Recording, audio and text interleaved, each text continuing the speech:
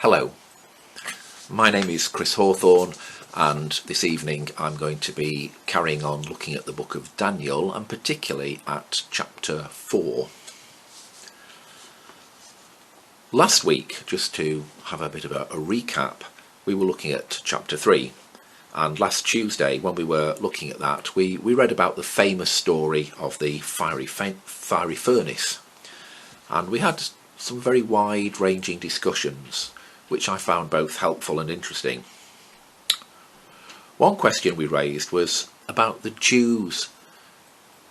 Nebuchadnezzar said, "You've got to bow down to this statue when my band plays," and Shadrach, Meshach and Abednego did not do that. They were the heroes. But we asked about the Jews that didn't. Those who thought, well, I want to survive, I'm scared, I don't want to be thrown into a fiery furnace. If they failed to bow down and then they later on said, well, actually, I didn't mean it, I still want to be a Jew, were they to be forgiven? And were they to be given by God? Were they forgiven by their friends and their peers at the time? And this opened up quite a large discussion. You know, they would have been seen as people who betrayed God. And from that point that somebody made, a number of examples from more modern times came forward. Jo mentioned that she knew of families in Rugeley during the miners' strike under Margaret Thatcher's era, and to this day they are rent apart. They won't talk. Children hate families and other children from the other side of the family, people who didn't strike, people who did strike. Bricks have been thrown through windows. Terry talked about Nazi Germany and the Christian response to Hitler's regime. Dietrich Bonhoeffer famously stood up to Hitler and refused to be put down, and eventually sacrificed his life for his Christian faith. But there were other Christian leaders who did accept the Nazi regime and the powers. When the war ended and they were found out, do we forgive them? And Terry went on to say that decades later, after the end of World War II, he had a German girlfriend, and he was a bit scared to tell his granddad, who'd fought in World War I, about this. But eventually his granddad found out, and in fact there was no issue. His granddad was very happy to befriend this girlfriend of Terry's.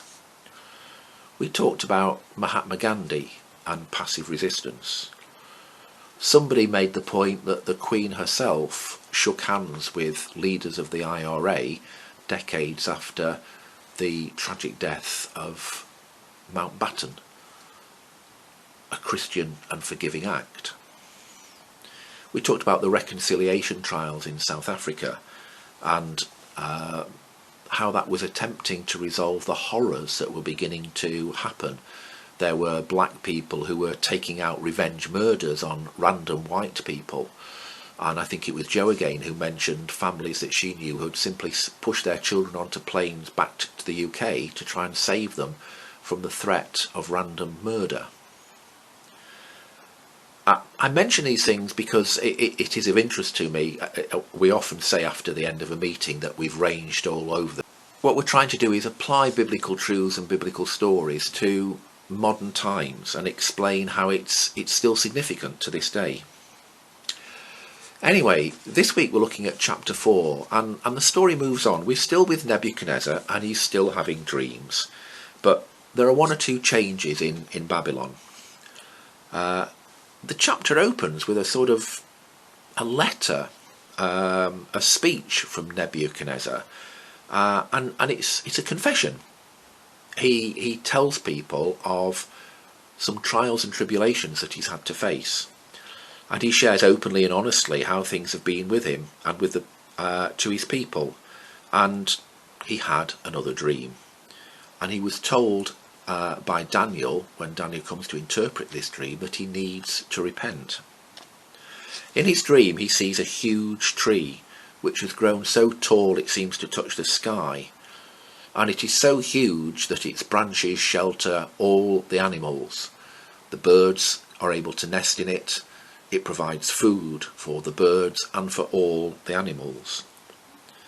But then a messenger comes from the Holy One, and the messenger tells Nebuchadnezzar that the tree is to be cut down and its fruits are to be scattered, and the stump and the roots of the tree are to be bound with iron and bronze, and the stump and the roots are to be left and drenched with dew. And once again Nebuchadnezzar follows his usual path to find out what this means, and he calls in the experts, the astrologers, the magicians, enchanters and diviners. And once again it's only Daniel who can help him. And Daniel now has a Babylonian name, and it's not the easiest name to pronounce, Belshazzar. And Nebuchadnezzar is told by Belshazzar, or Daniel, what the interpretation is. And of course Daniel explains that it's not Daniel who has the skill to interpret, it's that Daniel is in touch with God, and God chooses Daniel as his interpreter. Daniel says that Nebuchadnezzar, the mighty one, is the tree. Nebuchadnezzar provides peace and plenty to his subjects now, but the day will come when he is cut down, when he is brought low.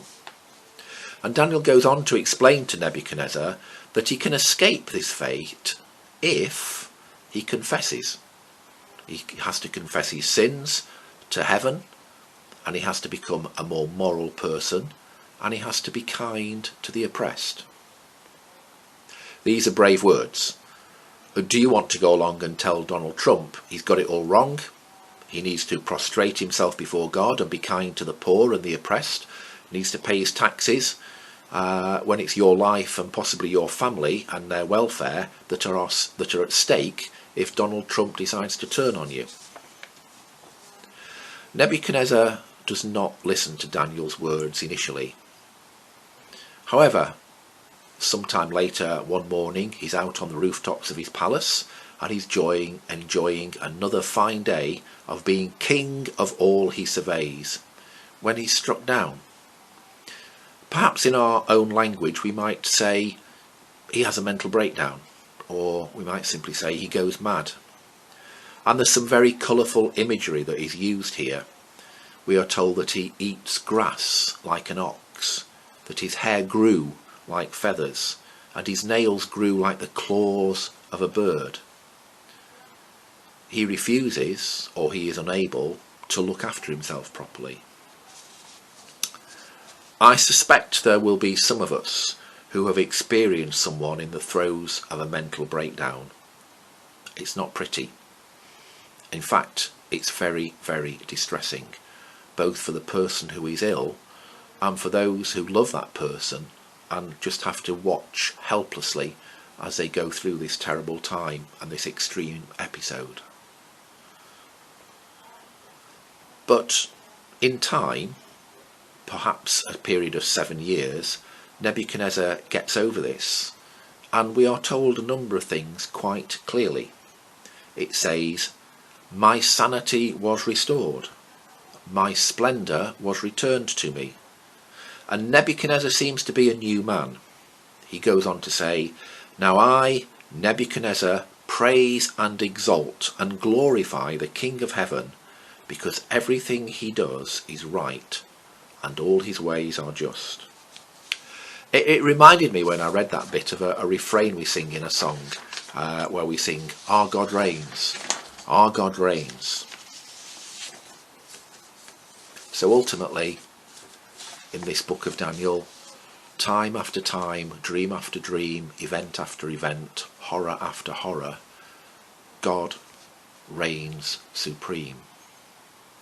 But some questions for us to ponder. If I read verses 16 and 17, it says, "Let his mind be changed from that of a man to the mind of an animal." This is Nebuchadnezzar's mind. "Till 7 times pass by for him." My guess is 7 years pass by. "The decision is announced by the messenger. The holy ones declare the verdict, so that the living may know that the Most High is sovereign over all kingdoms on earth, and gives them to anyone he wishes, and sets over them the lowliest of people. So if my reading of those verses is correct, then God chooses who rules, and they rule over the lowliest of people. And if we accept those verses, that God gives power and authority to whomsoever he chooses, what do we say about him giving power and authority to Hitler or to Stalin, who went on to kill between them millions and millions and millions of people? How do we deal with that? And it's easy to point at Hitler and Stalin, but the British Empire and the number of slaves that we dragged off from the African continent over to the Americas, we have our own sins to think about. Does that mean that voting and democracy is a bit of a waste of time because God has already decided? A second question. If Nebuchadnezzar had repented of his sins, would God have withheld his judgment? Or was this judgment inevitable at this point? Finally, at the end of this chapter, we seem to have a new Nebuchadnezzar. He's repented, he's had his time of trial, his 7 years of being mentally ill and distressed. Is this new Nebuchadnezzar a man who is forced into humility, or do we think his change of heart is genuine? There's a lot to read and think about in the book of Daniel, and I'm sure this evening's discussion will be just as interesting and fruitful as the one we had last Tuesday. Thank you for listening. I hope you're able to share some time with us Tuesday evening.